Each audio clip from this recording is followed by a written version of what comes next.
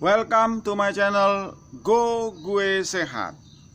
Kali ini kita membahas mengenai omega 3. Anak Indonesia harus konsumsi omega 3. Benarkah omega 3 membuat orang pintar?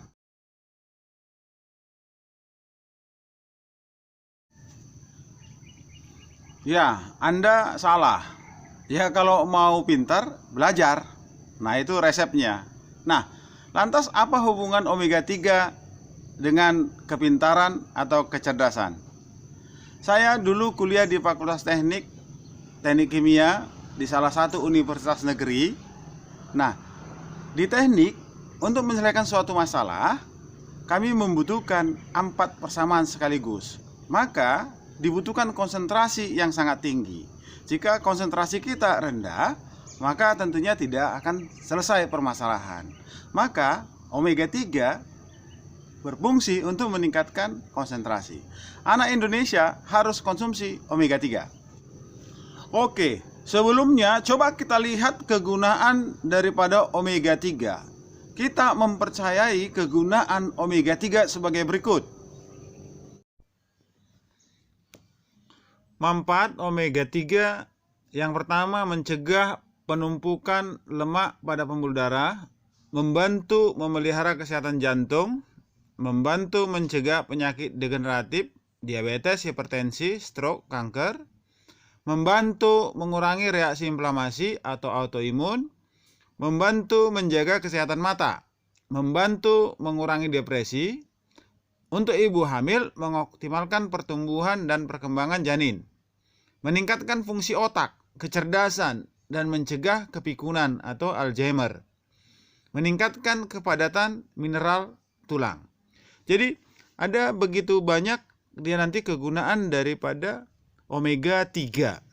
Jadi kita lihat tadi ya, semakin banyak kegunaan omega 3 itu, maka ya masyarakat semakin tidak percaya. Nah, kenapa? Ya, karena tidak dijelaskan secara ilmiah kenapa terjadi seperti itu. Nah, jadi ya di sini nanti akan kita jelaskan ya secara ya ilmiah kenapa omega 3 itu bisa berfungsi begitu banyak. Nah, jadi sebenarnya hantu apa yang ada dalam omega 3 ini? Nah, jadi ya omega 3 itu ya kandungannya ada 2. Nah, ini adalah struktur daripada DHA dan EPA, di mana dia nanti ada ikatan rangkapnya A6 dan 5. Kandungan utama dari omega 3 itu ada 2. Yang pertama itu dikatakan DHA.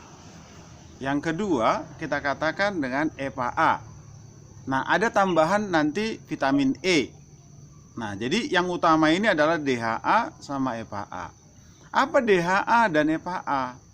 Jadi DHA itu adalah ya suatu ya asam lemak di mana dia nanti ikatan rangkapnya ada 6.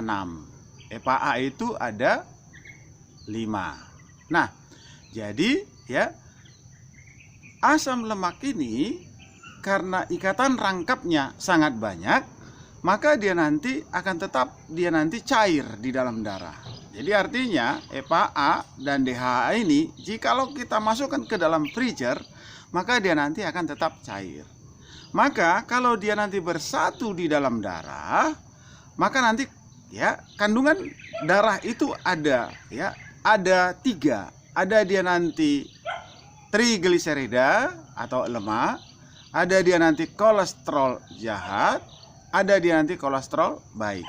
Jadi dia nanti kalau di dalam darah dia nanti ketemu ya, maka dia nanti akan mencairkan kolesterol jahat maupun lemak atau trigliserida.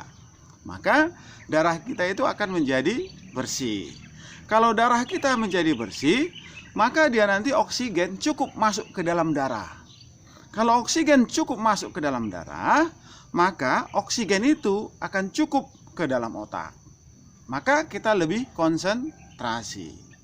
Nah, coba ya kita bayangkan, jikalau siswa Indonesia bertambah konsentrasinya ya dengan konsumsi DHA atau EPA dalam setiap pelajaran setengah jam saja, maka perubahannya sangat luar biasa. Nah, jadi sederhananya adalah ya, omega 3 itu dapat melarutkan lemak maupun kolesterol jahat sehingga dia nanti ini akan ditransfer ke hati. Maka nanti di hati akan dibuang melalui sistem pencernaan. Darah kaya akan oksigen, maka akan ditransfer ke dalam otak, maka kita lebih konsentrasi. Nah, yang kedua, maka metabolisme tubuh akan meningkat. Jikalau metabolisme tubuh meningkat, maka kita mendapatkan energi yang lebih besar, maka kita lebih semangat. Nah, jadi omega 3 ini pernah kita cobakan kepada anak yang mau masuk di kedinasan Polri. Jadi yang biasanya dia itu berenang hanya bisa ya 300 meter, maka bisa menjadi ya 500 meter. Nah, kenapa? Karena ya dapat meningkatkan metabolisme daripada tubuh. Nah, ini adalah salah satu contoh manfaat omega 3 pada pembuluh darah jantung.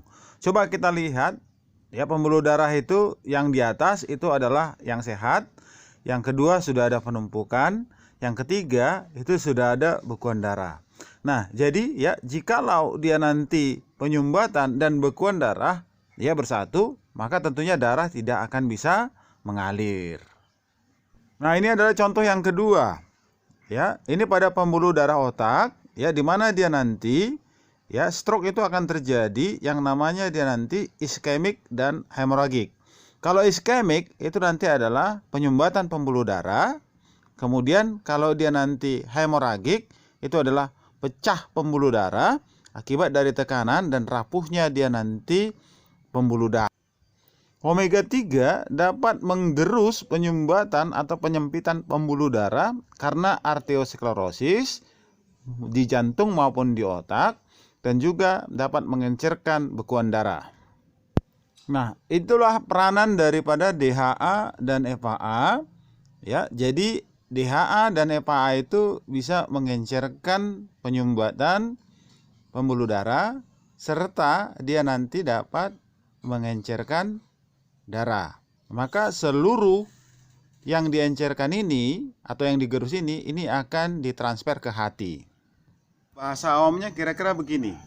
Jikalau kita kena oli, ya, tangan kita misalnya kena oli, ya, maka nanti ini akan kita bersihkan dengan ya bukan air, ya, tetapi dengan minyak lampu atau bensin. Nah, oli itu dengan bensin satu golongan.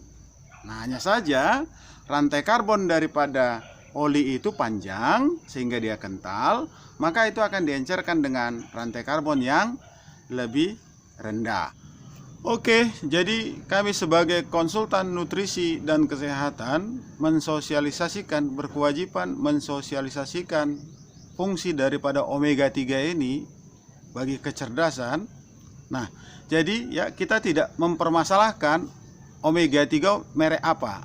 Jadi omega 3 itu sebenarnya ya banyak kandungannya di dalam ikan laut. Nah, untuk tumbuhan juga ada, yaitu minyak zaitun. Nah, jadi omega 3 sangat berguna bagi peningkatan kecerdasan dengan menambahkan konsentrasi kepada anak didik kita. Maka kami menyarankan konsumsilah omega 3. Bravo anak Indonesia, sehat dan cerdas.